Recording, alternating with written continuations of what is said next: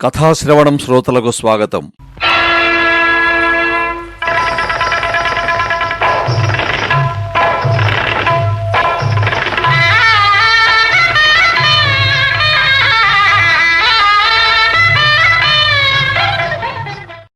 ఈరోజు మనం శ్రీమతి విన్నకోట శ్రీదేవి గారు రచించిన మార్పు అనే కథ విందాం.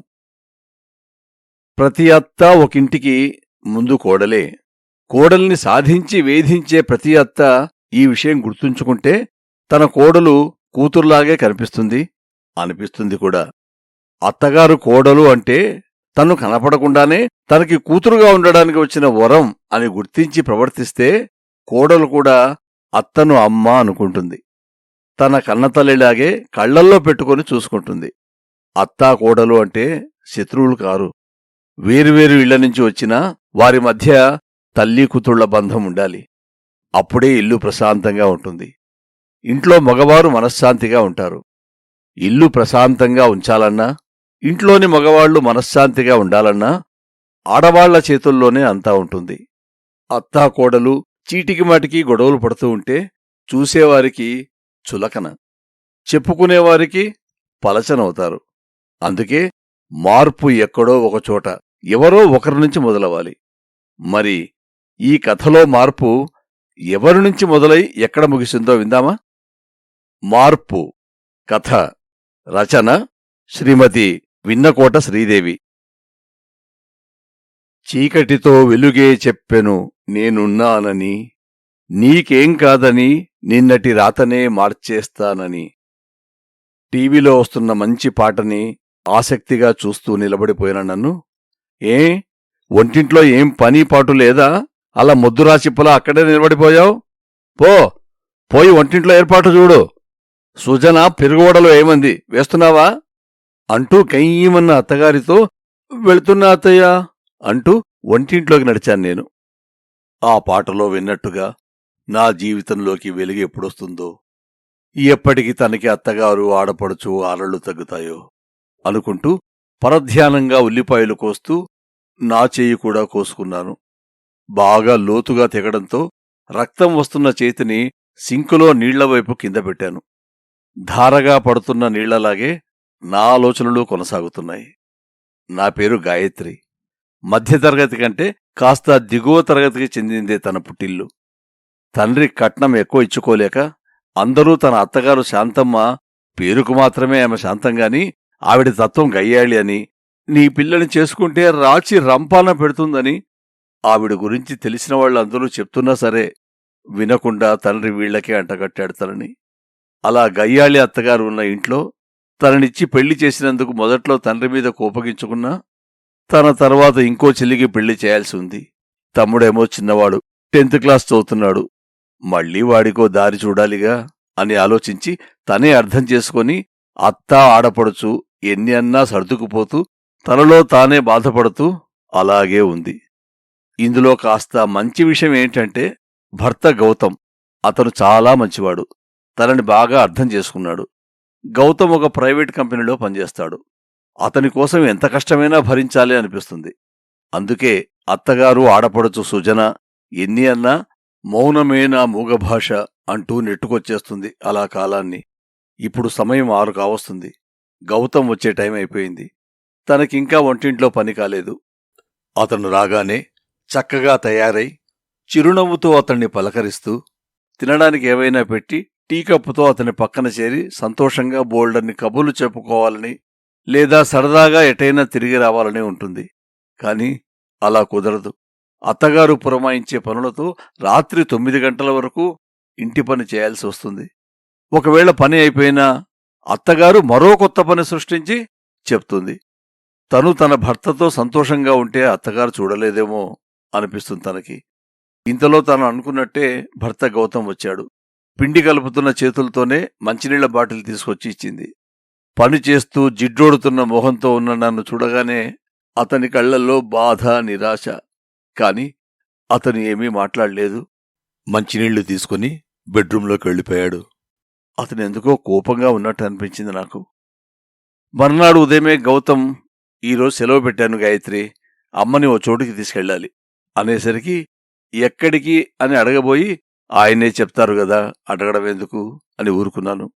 అంతలో మా అత్తగారు బయటకొచ్చారు తన రూమ్ నుంచి. ఏం నాయనా, ఈరోజు ఆఫీసుకి వెళ్ళవా? పెళ్ళాంతో ముచ్చట్లాడుతూ కూర్చున్నావు అని వెటకారంగా అంటున్న తల్లితో, అమ్మా, నీతో మాట్లాడాలి. ఓ 10 నిమిషాలు ఇక్కడ కూర్చుంటే మాట్లాడతాను అన్న గౌతంతో, దానికేం భాగ్యం, 10 నిమిషాలు కాదు, నువ్వు 10 గంటలు కూర్చోమన్నా కూర్చుంటా అంటూ అక్కడే సోఫాలో కులబడి, ఏమే, పోయి కాఫీ తీసుకురావచ్చు గదే, అలా గుడ్లప్పగించి చూడకపోతే అని తిట్లదండకం అందుకోవడంతో నేనిక వంటింట్లోకి నడిచాను. చెప్పు గౌతం అని ఏదో అంటున్న తల్లితో, చూడమ్మా, నాకు మా కంపెనీ తరపు నుంచే ఢిల్లీలో పనిచేయడానికి మంచి ఆఫర్ వచ్చింది. అది కూడా 3 సంవత్సరాల కాంట్రాక్టు. ఇప్పటికన్నా జీతం రెట్టింపు వస్తుంది అని చెప్పగానే, పొద్దున్నే చాలా మంచి విషయం చెప్పావు నాయనా. మరి నీ ప్రయాణం ఎప్పుడు అని అడిగింది శాంతమ్మ. ఓ 15 రోజుల్లో వెళ్లాల్సి ఉండొచ్చు. నేను నాతో పాటు గాయత్రిని తీసుకెళ్తాను. నేను ఇంకో నిర్ణయం కూడా తీసుకున్నాను. నిన్న బావతో మాట్లాడాను. సుజన బుద్ధిగా ఉంటే 2 రోజుల్లో వచ్చి తనని తీసుకెళ్తాను అన్నాడు. అయినా దాని పెళ్ళయి 6 ఏళ్లయింది. అలా చీటికి మాటికి భర్త అత్తగారితో పోట్లాడి ఇలా పుట్టింటికి వచ్చేస్తే ఎలా అమ్మా? తనకంటే చిన్నది. కనీసం మీ కోడలు గాయత్రిని చూసైనా బుద్ధి తెచ్చుకోవచ్చుగా. తాను ఎంత నెమ్మదిగా పద్ధతిగా ఉంటుందో. మంచి మర్యాద చెల్లింకెప్పటికి నడుచుకుంటుందమ్మా చెప్పు విసుగ్గా అంటూ, ఎలాంటి పిచ్చి వేషాలు వేయకుండా పద్ధతిగా ఉండమని సృజనకు నువ్వే నచ్చజెప్పమ్మా. చాలే, గుడ్డొచ్చి పిల్లని వెక్కిరించిందట. అలా ఉంది నువ్వు చెప్పేది. చాలా బాగుందిరా. నీ మటుకు నువ్వే నిర్ణయాలు తీసుకుని నాకు చెప్పేంత పెద్దవాడు అయిపోయావు. ఇవన్నీ నీకు నీ పెళ్ళం బాగానే నూరిపోస్తుంది. పైకి మాత్రం ఏమీ తెలియని నంగనాచిలా ఉంటుంది. ఈ మాటలన్నీ నాకు వంటింట్లోకి వినిపిస్తూనే ఉన్నాయి. కాని ఏమీ అనలేని నిస్సహాయత. నేను అలాంటి దాన్ని కాదత్తయ్యా, నన్నెప్పటికి అర్థం చేసుకుంటారో ఏంటో అని నా మనసులోనే అనుకున్నాను. నీ చెల్లెల్ని కాపురానికి పంపించేసి నువ్వు నీ పెళ్ళాన్ని తీసుకుని ఊరేగిపోతే ఇక్కడ నేనేం చేయాలి ఒంటరిగా? నేను మీతో పాటే వచ్చేస్తా అంటున్న తల్లిని ఆపుతూ, వద్దమ్మా, నేను ఇంకో నిర్ణయం కూడా తీసుకున్నాను అని అంటూ బ్యాగులోంచి కొన్ని కాగితాలు బయటికి తీశాడు గౌతం.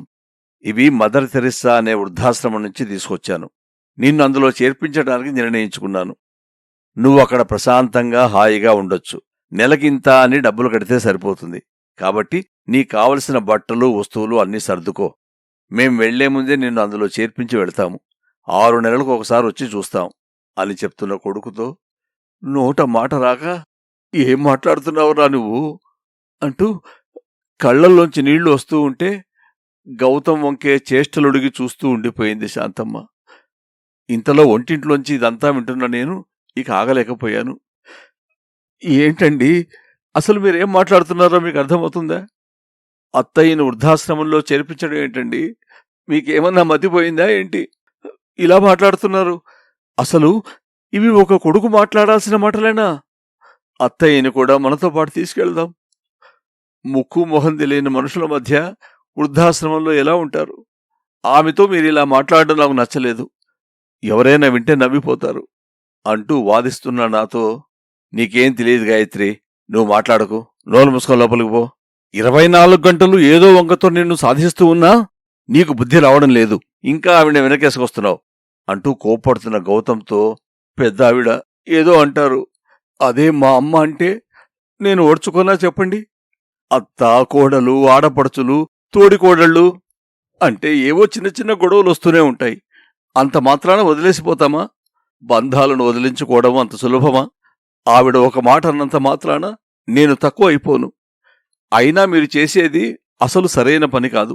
చాలా తప్పుగా ఆలోచిస్తున్నారు. మీరే అలా ఆలోచిస్తే మనకు పుట్టబోయే పిల్లలు ఎలా ఆలోచిస్తారు?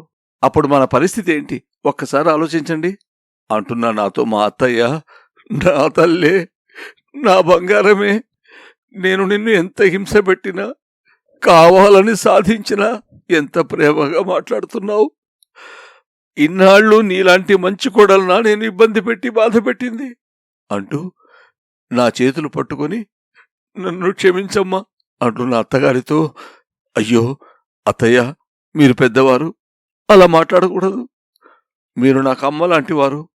అంటున్న నాతో ఇక నుంచి నేను నీకు అమ్మనే, మీ అమ్మను మరపిస్తాను గాయత్రి అంటూ, సరే గౌతమ్, మీరు వెళ్ళండి, నేనిక్కడ నువ్వు చెప్పిన వృద్ధాశ్రమంలో క్షేమంగానే ఉంటాను అని బాధగా చెప్తున్న తల్లితో, నిన్నొదిలి మేమెక్కడికి వెళ్తామమ్మా, నాన్న లేకపోయినా మమ్మల్ని ఎంతో బాధ్యతగా పెంచావు. ఒక్క నీ కోడలి విషయంలోనే నీ ప్రవర్తన సరిగా లేదు, అందుకే అలా అన్నాను. నాకు ప్రమోషన్ వచ్చిన మాట నిజమే, కాని ఏ ఊరు వెళ్లాల్సిన అవసరం లేదమ్మా. నీలో మార్పు కోసమే అలా మాట్లాడాను, నన్ను క్షమించమ్మా అంటున్న కొడుకుతో, అంత పెద్ద మాటలు ఎందుకు లేరా, నా తప్పు నేను తెలుసుకునేలా చేశావు, అది చాలు. ఇన్నాళ్ళు నేను చీకట్లో ఉంటూ అదే వెలుగు అని భ్రమపడ్డాను, కాని నువ్వు నన్ను ఆ చీకట్లోంచి బయటికి తీసుకొచ్చి నా కోడలు జీవితంలో వెలుగుని సంతోషాన్ని నింపావు అంటూ నన్ను ఆయన్ను తన హక్కున చేర్చుకుంది మా అత్తమ్మ ఎంతో ప్రేమగా.